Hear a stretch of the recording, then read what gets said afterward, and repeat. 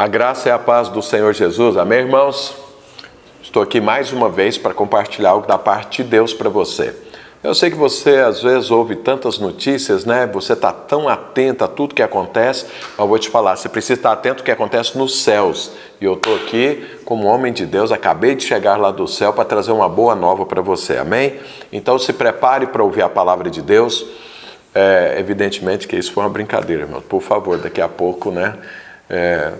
Então veja, se prepare, mas realmente eu tenho algo da parte de Deus para te passar. Então se prepare, se acomode de forma adequada para ouvir a palavra de Deus, para meditar naquilo que Deus vai falar com você agora.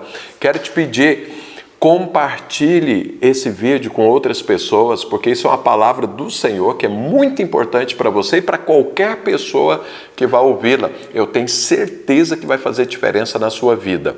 Amém? Então você sabe, para ouvir a palavra de Deus, para entender segundo o que Deus quer que a gente entenda, precisa de revelação do Espírito Santo.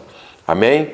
Então se organize aí, sentado, se aquiete, se concentre nisso, para de mexer com alguma coisa. Eu quero você aqui, me ouvindo, atento à palavra que eu tenho da parte de Deus para você.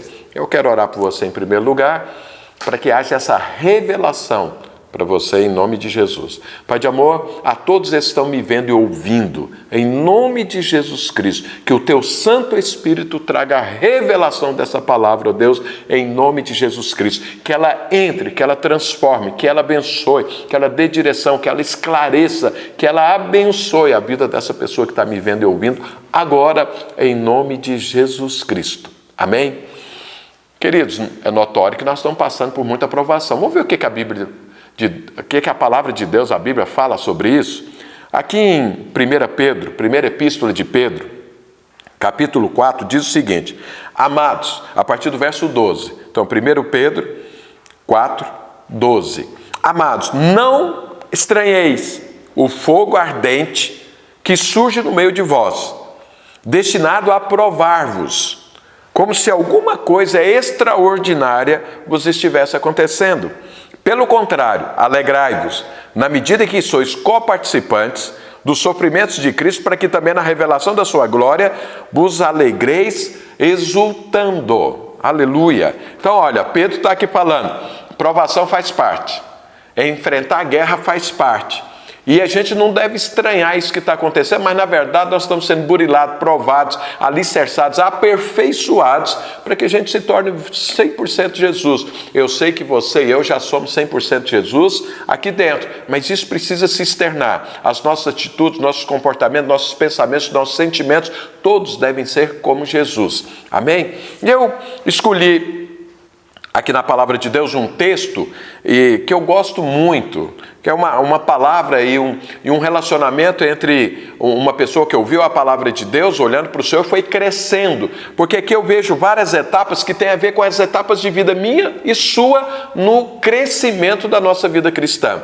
E esse texto e esse acontecimento está aqui em um livro de 2 Reis, capítulo 4, a partir do verso 8. Então, 2 Reis 4, a partir do verso 8. O texto é meio comprido. Ao invés de ler o texto todo, eu vou lendo ele por parte, que eu já vou te falando. Então, aqui a história é uma história conhecida, é a história de Eliseu, profeta, e a sunamita, que era uma ouvinte da palavra de Deus, que teve um encontro com o Senhor e cresceu na sua vida cristã. Eliseu, os irmãos sabem, era o profeta, que foi discípulo de Elias, e os irmãos sabem, um profeta, na palavra de Deus, ele aponta para Deus, e o relacionamento ali que as pessoas têm com o profeta é algo que você pode fazer uma analogia com o meu relacionamento, com o seu relacionamento com Deus. Então, essa mulher aqui, a sunamita, eu diria que ela teve aqui 6 degraus que ela subiu no seu relacionamento com Deus, que ela aprendeu com Deus desde a sua conversão até o final ali da sua vida, onde consolidou algumas coisas na vida dela, e você vai ver que coisas que eu estou passando hoje, e você também, tem tudo a ver com essas experiências. E aí eu vou falando nesses degraus, e você vai me falar se você, em qual desse degrau você está, e eu quero te falar, são 6 degraus que eu estou colocando, esses 6 vai passar na vida de todo crente, de todo filho de Deus, vai passar por essas 6 etapas de vida. O importante é você identificar qual é a sua etapa e ver a atitude que você deve ter em cada etapa, porque essa mulher foi uma mulher vitoriosa, foi uma mulher que chegou, foi uma mulher que concluiu. Então, eu imagino que você também quer concluir, amém? Então veja, vamos ler aqui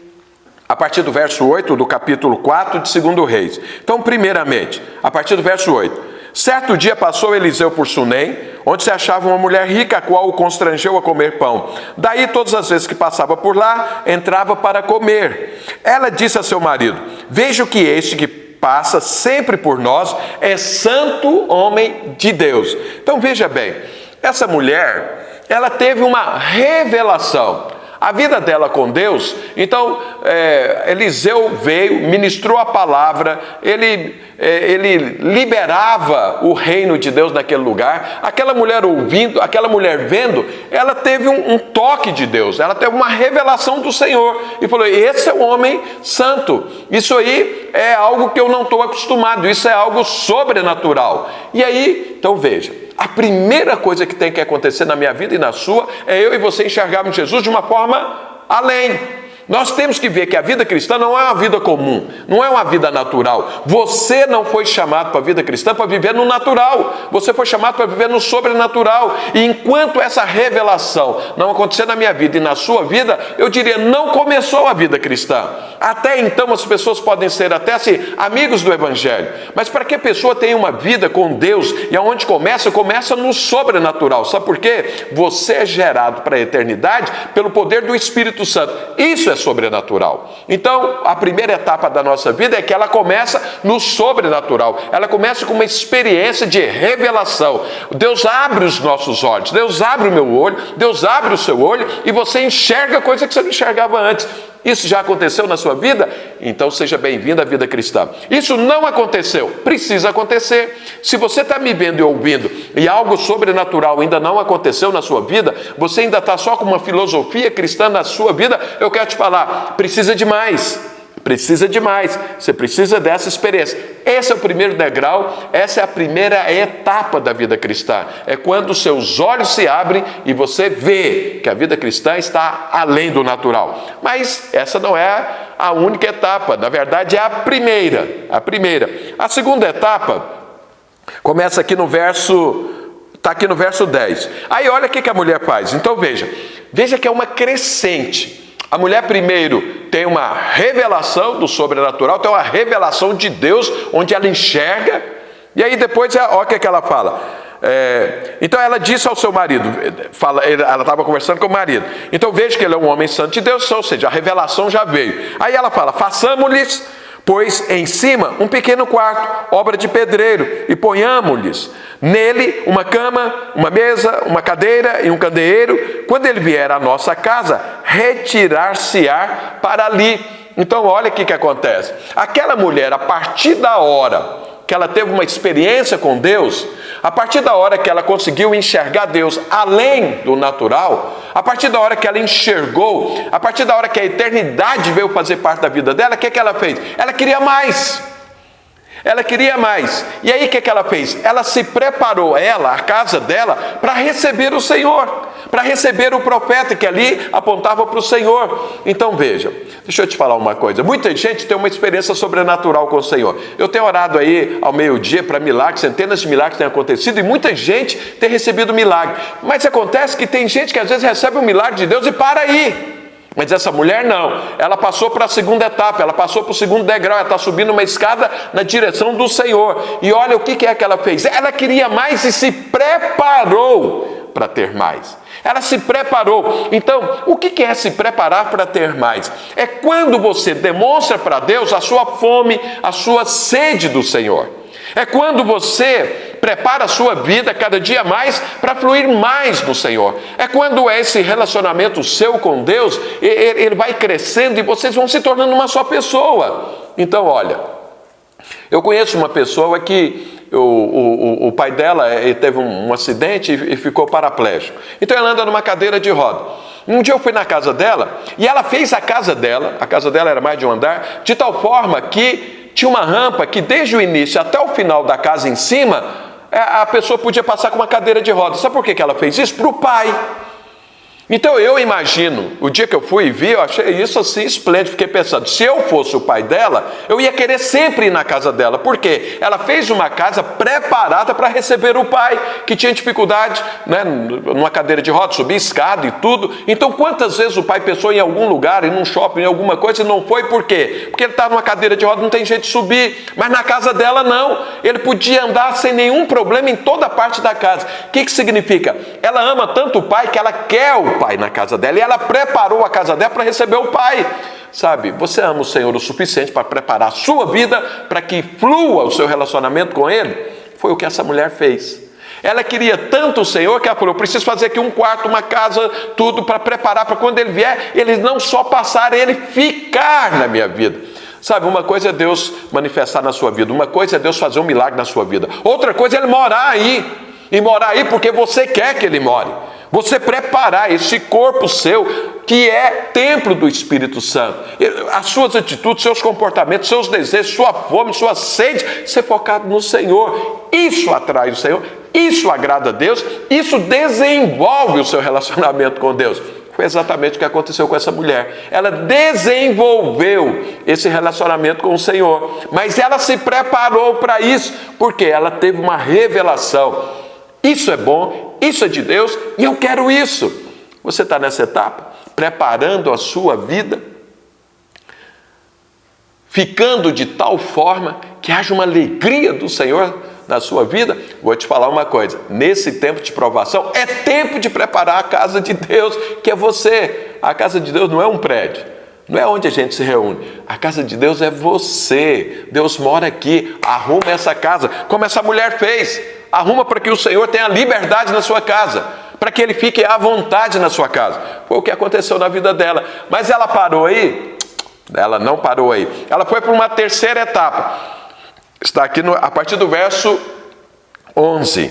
E aí o que aconteceu? Veja, ela teve uma... Vamos aqui na crescente da vida daquela mulher. Ela teve uma experiência com o Senhor, ela teve uma revelação, ela amou aquela revelação, ela se organizou, ela preparou a sua casa para que o Senhor pudesse viver ali, com alegria, com liberdade, sem nenhum constrangimento. Ela preparou a casa dela para isso. Mas aí diz mais, fala o seguinte: um dia, vindo ele para ali, retirou-se para o quarto e se deitou.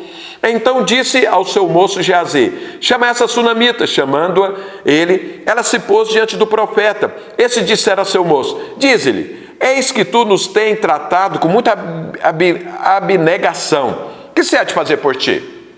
Haverá alguma coisa que se fale a teu favor ao rei ou ao comandante do exército? Ela respondeu: habito no meio do meu povo, ou seja, não estou precisando de nada. Então disse o profeta: que se há de fazer por ela? Geazi respondeu: ora, ela não tem filho, e seu marido é velho. Disse Eliseu: chama. Chamando-a ele, ela se pôs à porta. Disse-lhe o profeta: por este tempo, daqui a 1 ano, abraçarás um filho. Ela diz: não, meu senhor, homem de Deus, não mintas a tua serva. Então olha o que acontece. Vamos ver aqui a crescente. Aquela mulher teve uma revelação, conheceu o Senhor, amou. Então começou no sobrenatural aí a vida dela. Ela se preparou, organizou a vida dela para fluir nesse relacionamento. E no fluir desse relacionamento, o que é que Deus fez por ela? Eu vou falar Deus porque o profeta aqui aponta para Deus. Chamou ela e falou: o que você quer que faz por você? Ou seja, Deus quer nos abençoar, Deus já nos abençoou, Deus nos chama porque Deus tem prazer, alegria em fazer algo nas nossas vidas, porque o relacionamento aqui era crescente.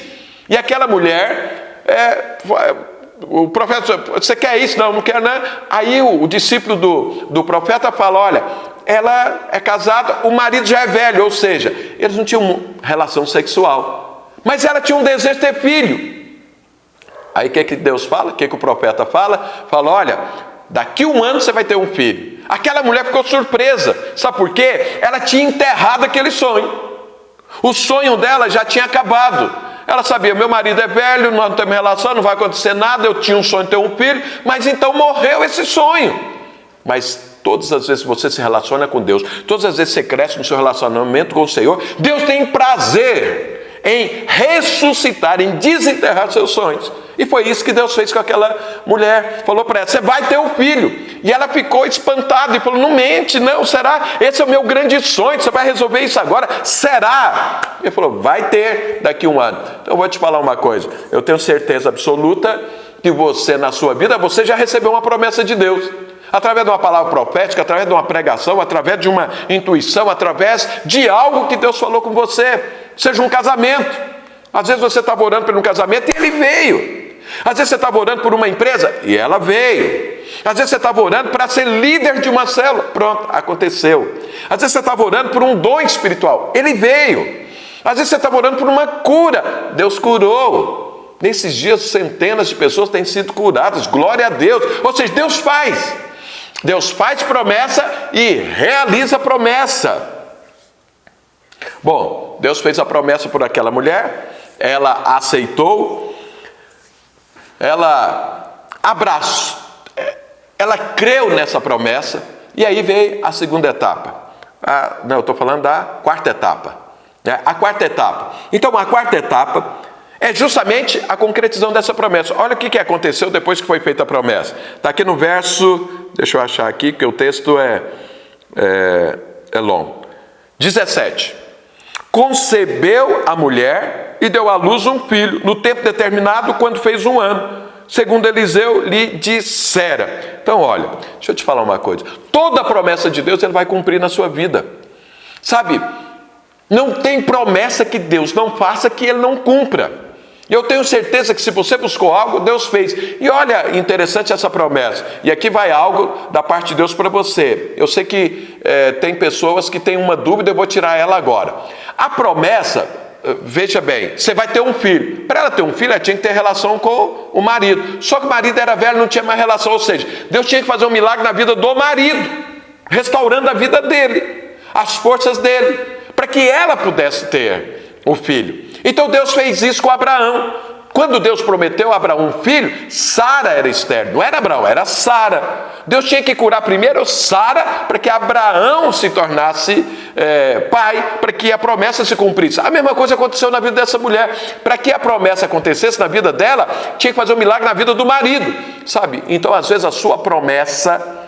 Você está nesse estágio. Deus te fez a promessa, mas não depende só da sua vida, depende do outro. Mas eu quero te falar, Deus move no outro também.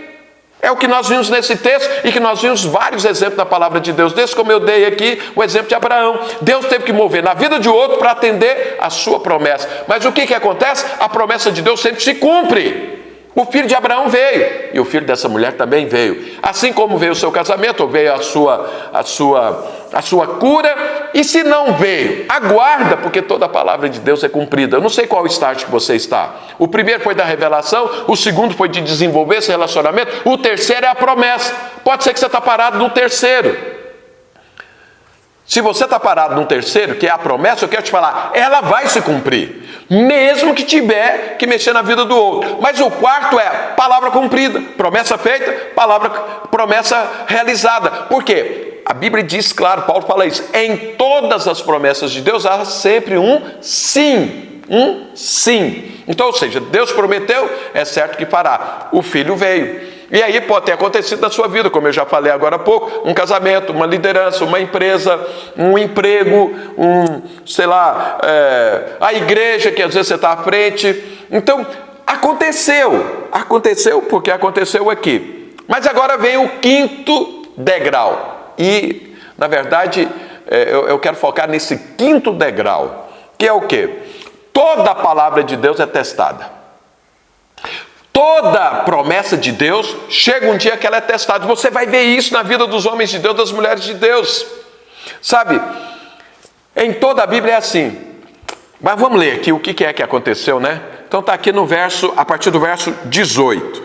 E diz o seguinte: tendo crescido o menino, então o menino nasceu. Então a promessa resolvida. Então olha, a mulher lá está lá feliz, você casou, você orou, casamento aconteceu. Você orou, a liderança veio. Você orou, a empresa se estabeleceu. Você orou e os relacionamentos foram restaurados. Você orou e o emprego veio. Você orou e novos negócios apareceram. Você orou e o dom espiritual manifestou. Foi o que aconteceu com essa mulher. Ela está lá feliz da vida. Agora olha a quinta etapa, o quinto degrau, nesse crescimento, nessa direção ao Senhor. Está aqui a partir do verso 18. Tendo crescido o menino, saiu certo dia a ter com seu pai, que estava com os segadores. Disse a seu pai: ai, a minha cabeça. Então o pai disse ao moço: leva-o à sua mãe. Ele o tomou e o levou à sua mãe, sobre cujos joelhos ele ficou sentado até o meio-dia e morreu. Oh, aleluia, que coisa! A promessa morreu. Deus deu, mas o menino morreu. Sabe, pode ser que isso esteja acontecendo na sua vida e eu vejo, por isso que eu estou compartilhando isso. Na vida de muitos outros, hoje, parece que a promessa morreu. Sabe, parece que aquilo que Deus te deu morreu. Então aí fica aquela dúvida: e agora? Você orou, Deus falou que ia te dar um casamento, você casou, mas o casamento agora está uma tragédia. Você orou, Deus te deu uma empresa, mas a empresa parece estar quebrando. Você orou, pediu um emprego, mas você está sendo massacrado no emprego. Você orou, os relacionamentos voltaram, mas agora vocês estão se ferindo um ao outro. Você orou para liderança, você recebeu a liderança, mas agora parece que essa não vai para frente. Então veja, a promessa veio, mas parece que a promessa está saindo pelos dedos. Então eu vou te falar uma coisa, presta muita atenção nisso, que essa é a quinta etapa, é o quinto degrau. Toda a promessa de Deus é testada. Em todo o tempo, em todos os homens de Deus, mulheres de Deus, você vai ver isso. Então Abraão, um dia, Deus fez a promessa, vai ter um filho. Mas depois, um dia, Deus pede o filho num sacrifício. Então veja, a promessa estava ali na mão de Abraão, que era o filho, mas agora ele tinha que oferecer a Deus. Jacó, quando estava fugindo do seu irmão, fez um voto com Deus: se o Senhor me prosperar, se eu avançar, não sei mais o que e tudo, eu vou te dar o dízimo e tudo. E durante 20 anos ele cresceu e prosperou, a promessa se cumpriu. Mas quando ele volta, ele fica sabendo que o irmão dele vem ao encontro dele com 400 homens. O que você acha que Esaú ia ao encontro de Jacó com 400 homens? Era para exterminar ele. E aí ele estava ali no Val do Jaboque, ou seja, a promessa que Deus deu da prosperidade, ela estava agora morrendo, porque ele ia perder tudo. Esther teve uma promessa de Deus, se tornou rainha, mas depois ela teve que arriscar o reino em função para salvar o povo. Então, ou seja, ela teve que orar de 3 dias jejuando e orando, porque ela podia perder aquele reino. Assim, podia ser enforcada, ela podia morrer se ela fosse conversar com a sueira e ele não estendesse o cetro para ela. Você entende? Então, você recebe uma promessa de Deus, faz parte, Deus te abençoa, mas essa promessa, num determinado momento, ela vai ser provada. É o tempo da provação. Nós estamos num deserto e muitos estão sendo provados da sua promessa. Estão sendo provados no casamento, estão sendo provados na empresa, estão sendo provados na liderança, estão sendo provados da sua fé, estão sendo provados dos seus princípios, estão sendo provados dos seus sentimentos. Nós estamos sendo provados. É tempo disso. Então eu quero falar, não estranhe isso, porque isso faz parte da vida cristã. Isso faz parte do crescimento, isso faz parte da maturidade, isso faz parte do avançar. Todos nós seremos provados, todas as promessas de Deus nas nossas vidas, ainda que tenha sido conquistado, será provado, porque precisa acontecer algumas coisas nessa hora. E eu quero te falar o seguinte: nessa hora que a promessa é provada, é aí que nasce o vencedor. E nós somos uma igreja de vencedores. Nós somos uma igreja que estamos edificando vencedores. Então, ou seja, nessa quinta etapa, até aqui praticamente todos vêm. Até aqui todos andam. Até aqui, isso parece que é uma porta aberta para todos. Mas nesse quinto passo, ali há uma diferença. Eu quero te falar que nesse quinto ponto, quando a promessa de Deus na sua vida é provada, aí nasce um vencedor. O vencedor começa a se destacar aí. A diferença entre um perdedor e um vencedor na vida cristã começa aí. Se a obra foi feita de ouro, prata e pedras preciosas, ou madeira, palha e feno, é nessa hora que fica clara a obra. É nessa aprovação da promessa de Deus. É a aprovação daquilo que está acontecendo na sua vida, naquilo que você cria até então, naquilo que você já tomou posse. É aí. E aí, o que aquela mulher fez? Então veja, você quer ser um vencedor? Eu quero ser um vencedor. Vamos ver o que ela fez, porque o que ela fez é o que eu e você devemos fazer em nome de Jesus. Então aqui no verso 21, olha o que ela fez. A primeira coisa. Então o menino deu um quiprocó na cabeça dele, estava lá no campo, o pai manda levar para a mãe fica com o menino no colo sem saber o que fazer, ele morre. E aí o que ela faz? Sabe, muitos podem desistir, aí se torna um perdedor. Muitos podem retroceder, aí se torna um perdedor. Muitos abandonam aí. Aquela mulher, o que ela podia ter feito? Ela podia simplesmente ter enterrado o seu filho, porque morreu. Fazer o quê? Morreu, enterra. Iria enterrar ali a promessa, enterrar também a fé e enterrar um monte de coisas da vida da mulher. Mas o que ela fez? Não vou enterrar meu sonho. Não vou desistir dele.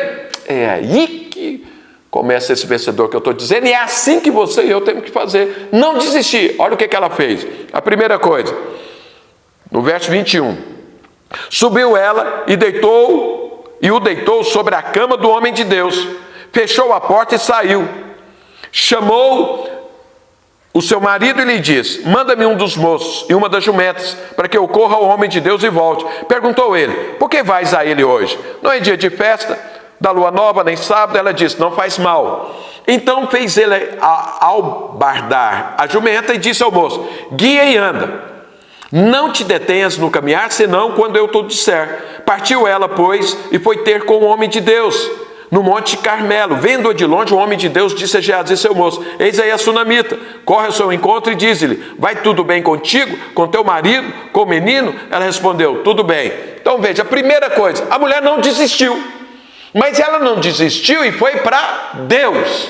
Para Deus. O marido dela perguntou: para que você vai lá no homem de Deus? Ela falou: não, eu quero ir. Veja, ela não ficou chorando, ela não ficou lamentando, ela não ficou falando mal para as pessoas, ela não ficou reclamando, ela não ficou infamando a promessa e nem as coisas de Deus, ela não ficou nada. Ela foi, a primeira coisa é o seguinte: não desistiu e foi para Deus, para Deus. Então a primeira coisa, quando você está sendo provado na sua promessa, na promessa que Deus fez a você, naquela conquista que você já teve e que você parece estar perdendo, a primeira coisa que você tem que fazer é ir para Deus. Não adianta ficar reclamando, resmungando, ficando ruim e compartilhando isso com os outros. Não, vai para Deus. Foi o que essa mulher fez. Essa é a primeira coisa. Mas não ficou aí. Olha o que ela fez mais. Então, aqui a partir do verso 27.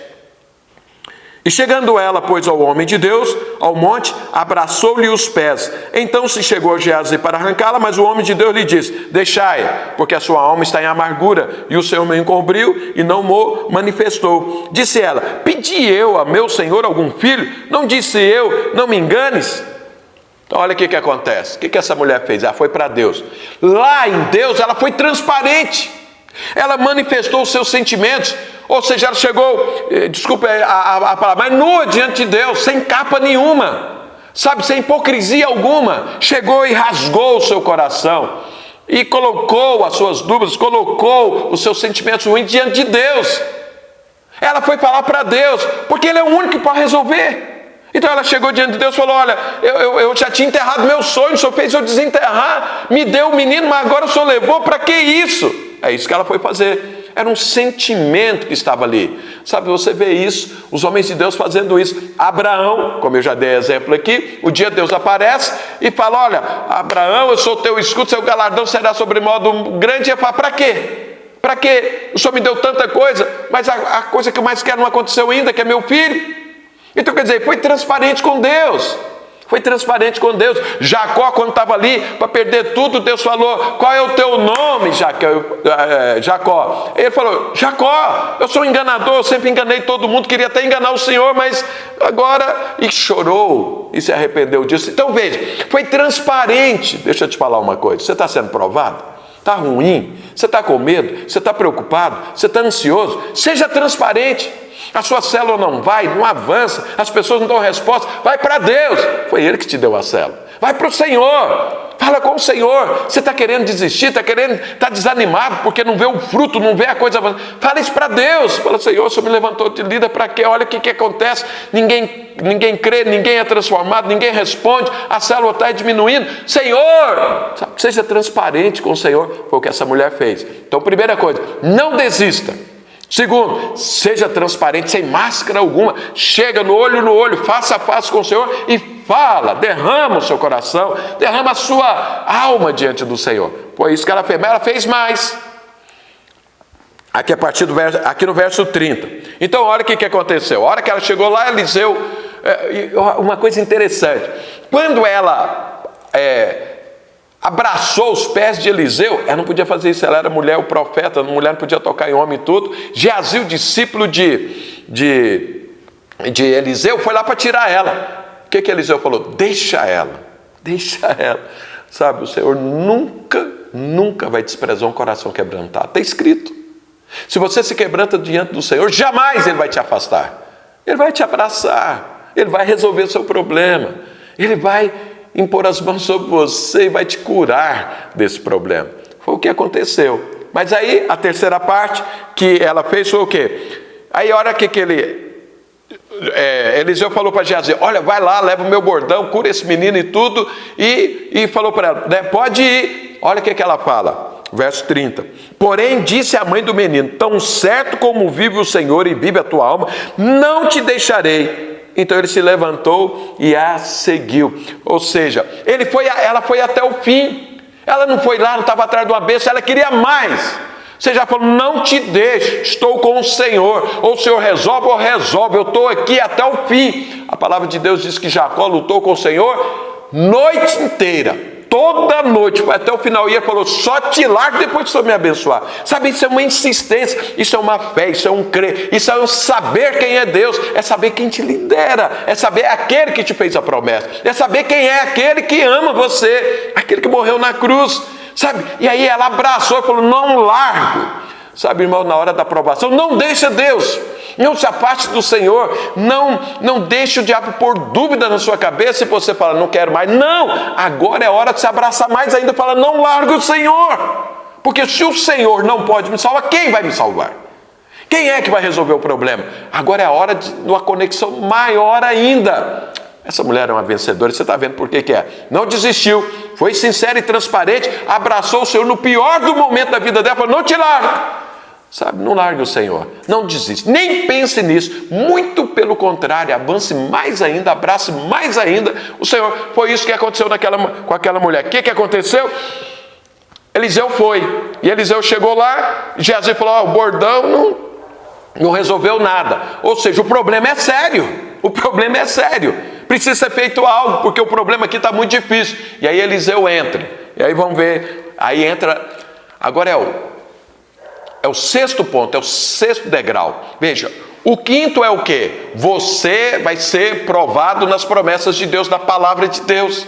Deus vai balançar. Melhor, eu não sei se é Deus que balança ou o diabo que balança, mas aprova bem. Deus não prova ninguém, mas o diabo prova. Mas Deus está junto. Então, sabe, isso vai acontecer com todo mundo, não é só comigo, não é só com você, é com todos. Em todas as promessas, uma hora vai ser balançado isso. E nessa hora, Deus vai consolidar o vencedor que você é. Isso foi a atitude da mulher. Agora entrou na sexta. Como que restaura essa promessa? Como que a promessa não se esvai? Como que a promessa não fica na beira do caminho? Aqui Eliseu faz e mostra como que é que isso acontece. Então eu quero te falar o seguinte, é o seu casamento que foi balançado? É a sua empresa, é o seu emprego, é a sua célula, é a sua própria vida, é a sua saúde, é os seus relacionamentos, seus vínculos com a igreja? Como que é que isso resolve? Eliseu mostra aqui como que se resolve. Está aqui, então, o sexto passo, está aqui no verso 33, a partir do verso 33. Olha o que a palavra de Deus diz.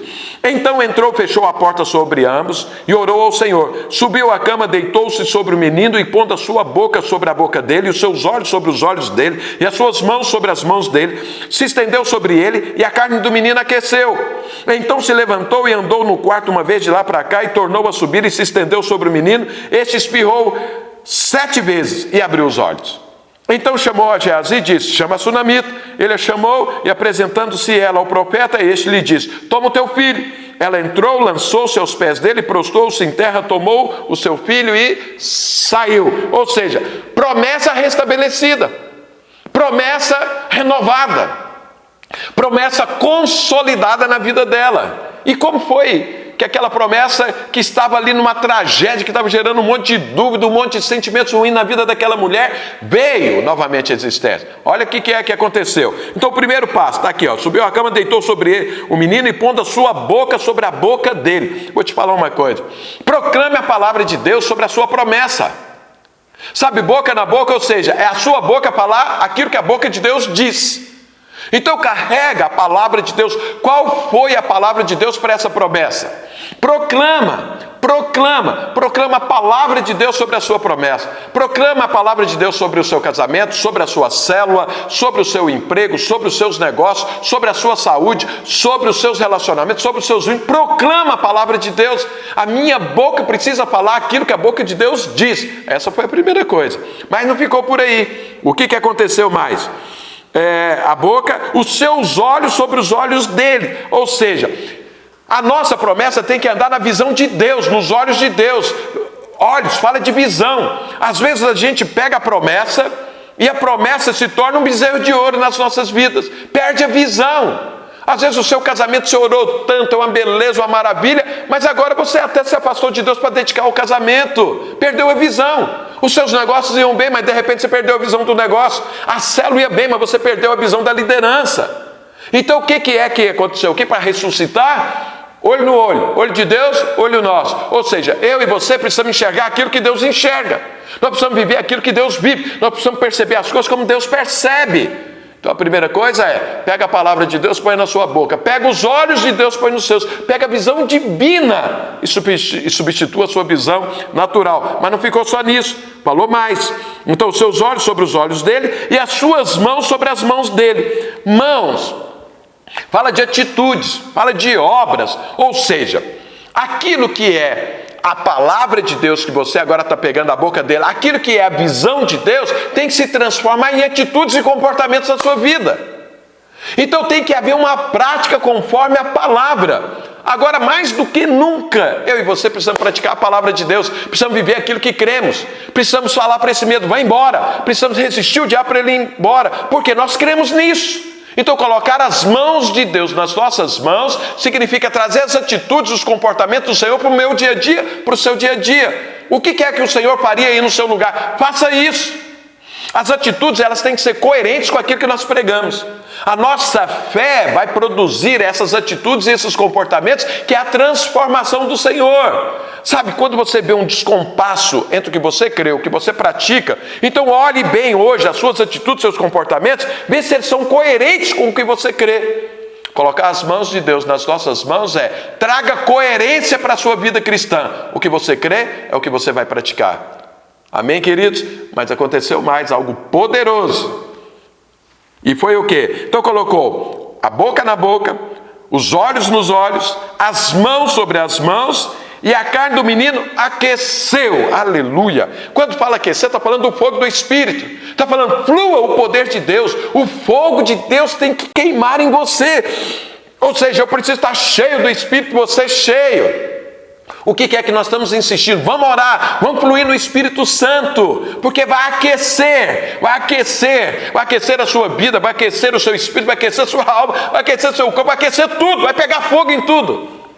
Sabe, eu e você não podemos viver sem o poder de Deus, sem um fogo do Espírito. Agora é a hora desse fogo manifestar, agora é a hora de nós enfrentarmos o diabo cheio do fogo do Espírito.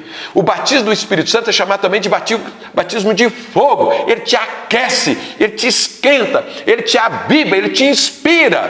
Nós precisamos disso. Veja, a boca falar a palavra de Deus, ao invés de murmurar, às vezes de falar qualquer coisa, mas às vezes de reclamar, de infamar a palavra de Deus. Os olhos, nós precisamos ver como Deus vê, a visão divina, a visão espiritual. Nós precisamos ter atitudes coerentes com a palavra e com a nossa visão, atitudes de fé que demonstram que o que nós cremos é o que praticamos. E precisamos fluir o poder de Deus.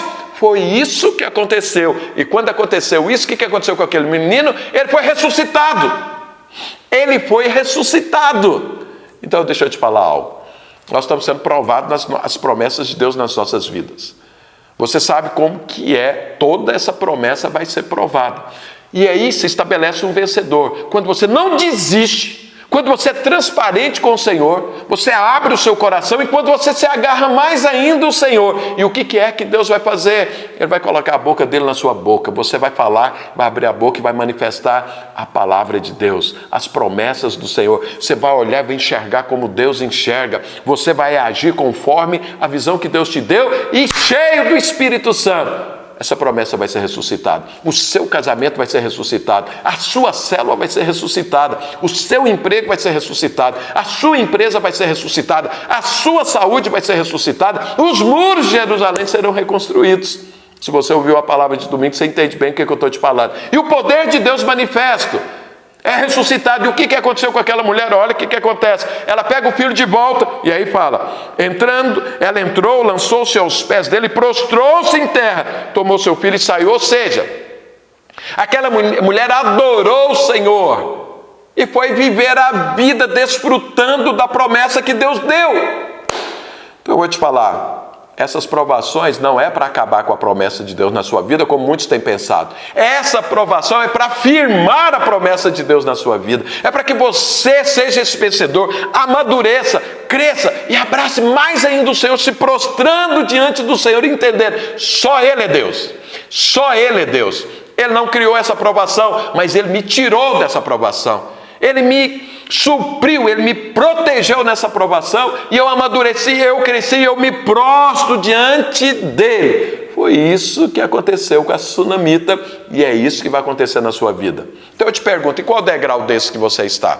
Eu imagino que você que está me ouvindo e vendo, você deve estar na aprovação da promessa e é aí que eu vou te falar. É aí que vai fazer a diferença do vencedor que você é. Então não desista. Se está sentindo coisas conturbadas na sua vida, fale isso para Deus. Abraça mais o Senhor.